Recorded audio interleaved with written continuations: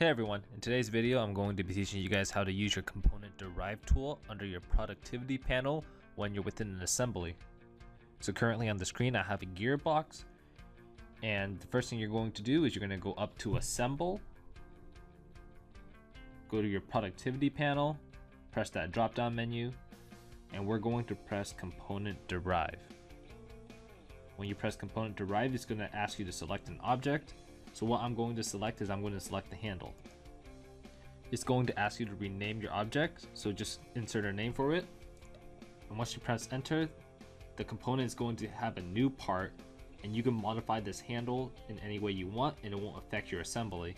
This tool is very useful because whenever you want to modify just one part without ruining your assembly or ruining a specific piece, you could derive a new component and just modify that one single piece and then add it back to your assembly.